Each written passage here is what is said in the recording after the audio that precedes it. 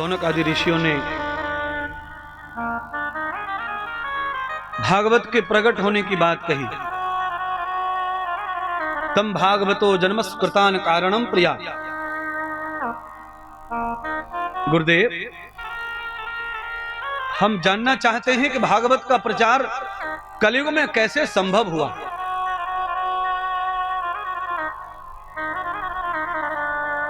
भागवत के प्रचार के पीछे क्या कारण है और कलयुग में भागवत ही क्यों लक्ष्यदायक है। फलश्रुतीन भागवतम यथा कलिशयानो भवति। सूरज वही है, चंद्रमा वही है, कर्मों के फल की व्यवस्था भी वही है, फिर भागवत ही कलयुग में क्यों कल्याण करने की बात कही है।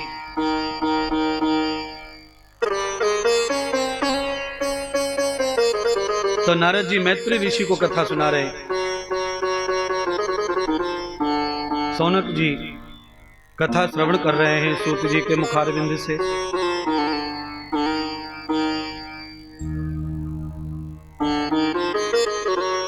और कथा में व्याख्यान हो रहा है श्रीमद् भागवत कथा का जन्म क्यों हुआ। तो कहते हैं भगवान वेद व्यास जी को कलयुग आगमन हो रहा है ऐसा सपने में दिखाई दिया। और जब कलयुग का दर्शन हुआ तो व्यास जी ने क्या देखा। अन्निश्रितम नवते दुखा। जो लोग पहले से ही असहाय हैं, दुखी हैं, उनको ही सताया जा रहा है। जिनकी मदद करनी चाहिए थी उनकी कोई मदद नहीं कर रहा।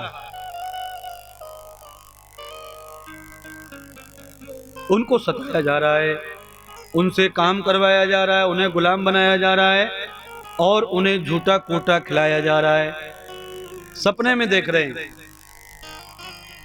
और जो गैया अपाहिज है, जो दूध नहीं देती, उसे मारा जा रहा है, पीटा जा रहा है, भगाया जा रहा है और उसे कसाईयों को बेचा जा रहा है। यद गते नवेदितम वर्तो। जिस घर में चूहों को खाने के लिए एक दाना नहीं है, उस घर के दरवाजे पर भी ताला डाल करके लोग घर से बाहर जा रहे हैं। ये कलयुग का दर्शन है महाराज। आप सब लोग भी देख लो, समझ लो मैं जो कह रहा हूं कलयुग क्या है। जिसके घर में भैंस, गाय, कुत्ते, बिल्ली यूं ही घुस जाएं, उस घर के दरवाजे पे भी ताला लटका हो, कहती मूर्खता है? बोलिए। अरे भैया, तेरा घर तो झोपड़ी, तेरा तो घास का घर है, और घास के घर में ताला डाल के फायदा क्या है। एक लात मारेगा, घर टूट के नीचे आ जाएगा।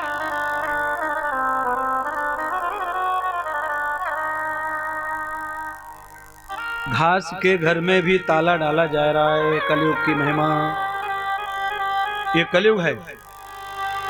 व्यास जी ने सपने में जो देखा वही सुबह सबको बताने लगे। अब सपने में जो चीज देखी उसका कैसे उद्धार होवे। स्वयं वेदो गम्यताम देवम धर्मणम तथा यस्यम पदा पदस्वते है पदामगम्यो च वेदितम। चिंतित हो गए, टेंशन में हो गए। सरस्वती नदी के तट पर भ्रमण कर रहे हैं चिंता में। वहां से नारद जी गुजर रहे थे महाराज।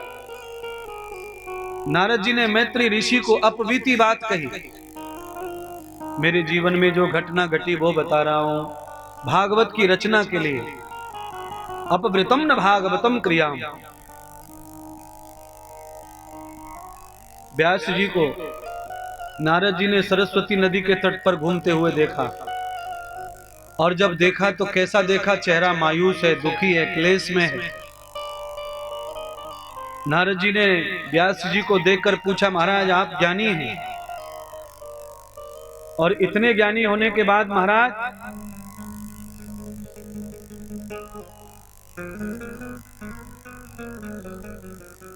आपका चेहरा दुखी क्यों है?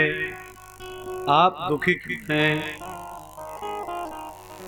व्यास जी ने अपना दुख जताया, जो भी दुख था वो बताया। व्यास जी ने कहा, मैंने ऐसे ऐसे सपना देखा है और उस सपने में कलयुग का आगमन हो गया है और कलयुग में गैया दुखी है, बैल दुखी है, सारा युग मशीनों का, कारखानों का आ गया है, सब घर में क्लेश है। ब्राह्मण विद्या से हीन हो गए हैं, नंगे उखाड़े भिखारी लोग भी ताला डालकर घूम रहे हैं और सबके गले में, कमर में चाबियां लटकी हैं। ऐसा युग आ गया है। तो कोई धर्म कर्म नहीं कर रहा, कोई दान सेवा पूजा नहीं कर रहा है, तो कैसे कलयुग के प्राणियों का उद्धार होगा? मेरी चिंता दूर करो नारद। तब नारद जी ने व्यास जी को कहा, आपकी चिंता दूर करने का काम श्री नारायण करेंगे। आज भगवान व्यास जी ने नारद जी से मंत्र लिया और मंत्र लेकर नारद जी ने कहा कि इस मंत्र का जाप करो। इस मंत्र के जाप से भगवान श्री हरि प्रकट होंगे, नारायण प्रकट होंगे, विष्णु प्रकट होंगे। और भगवान जब प्रकट होंगे तो भगवान से आप मांग लेना जो मांगना। चिंता कैसे दूर होगी? तो भगवान की लीलाएं अगर तुम्हें सुनने को मिलेंगी तो चिंता दूर हो जाएगी। क्या होती है भगवान की लीला तो भगवान ही जाने। देवम भागवतम क्रियाम, भागवत को केवल और केवल भगवान का भगत ही जान सकता है। भागवत कभी पढ़ने से, श्लोक रटने से नहीं आती है, क्योंकि रटंति विद्या फलंति नाही। जो रटी विद्या है वो कभी फलित नहीं होती है। एग्जाम में नंबर तो मिल जाएंगे, पर नंबर मिल जाने से आदमी की उन्नति नहीं होती है। कितने लोग सर्टिफिकेट लेके घूम रहे हैं, डिग्रियां लेके घूम रहे हैं, पर 2-2 रुपए के लिए तरस रहे महाराज। पढ़ाई बहुत की, खूब नंबर आए, पर फल कुछ नहीं है उसका। कागज के टुकड़े को लिए घूम रहे हैं। नौकरी के लिए 20-20 लाख रुपए देने को तैयार हैं, पर फिर भी नौकरी हाथ नहीं लग रही है। डिग्री धरी की धरी रह गई महाराज। ये सब क्यों हो रहा है?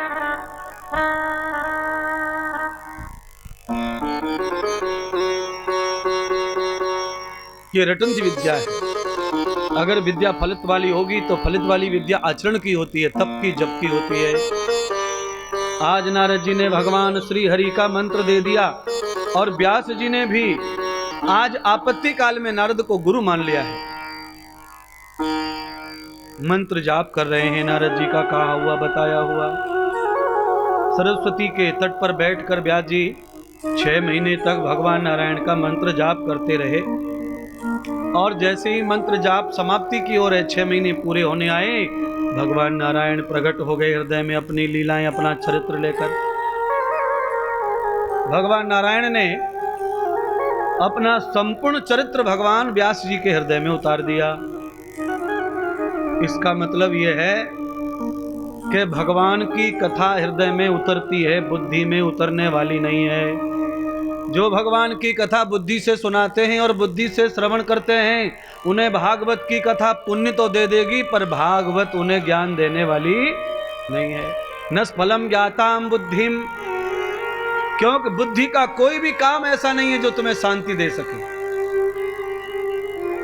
शांति देने वाला काम होता है हृदय का, आत्मा का। बुद्धि का काम संसार को सफल करने के लिए है। और आप ज्यादातर देखना, संसार में जितने लोग हैं ज्यादातर भागवत की कथा बुद्धि से ही सुनाते हैं। हाँ, हृदय से सुनाने वाले बहुत कम लोग संसार में हैं। बुद्धि का विशेष प्रयोग करते हैं, इसीलिए रटी पढ़ी बातें कहते हैं। और बार बार कथा सुनो उनके मुंह से, बार बार वही बातें निकलती हैं। आज तीसरा दिन है तो तीसरे दिन कौन सी कथा होगी ये पहले से ही फिक्स है उनका। चौथे दिन कौन सी कथा है फिक्स है। पर हरि अनंत, हरि कथा अनंता। परमात्मा अनंत है, उनकी कथा भी अनंत से भी अनंत है। उसके लिए कोई भी टारगेट नहीं है कि कथा हो तब ऐसी होगी। हृदयागतम न भूया वेदमातो न प्रशध्यये। वेद भगवान का ज्ञान हमेशा नैति नैति कहता है। भगवान के ज्ञान का कभी अंत नहीं है, इसीलिए भगवान का ज्ञान फिक्स नहीं, भगवान के चरित्र फिक्स नहीं है।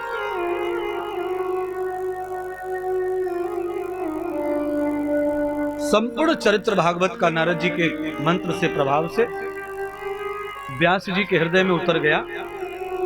व्यास जी प्रसन्न हो गए। अब व्यास जी प्रसन्न हो गए तो क्या करेंगे? यदि जिरम भक्तान भूयः जनानाम यत् प्रथम नयो। व्यास जी ने निश्चय कर लिया कि भगवान का जो चरित्र मुझे प्राप्त हुआ भगवान की कृपा से, वह भगवान का चरित्र मैं जन जन तक पहुंचाऊंगा, हर एक स्त्री पुरुष को सुनाऊंगा। व्यास जी घर घर गांव गांव मोहल्ले मोहल्ले भागवत की कथा सुना रहे हैं। भागवत का बहुत प्रचार किया व्यास जी महाराज ने।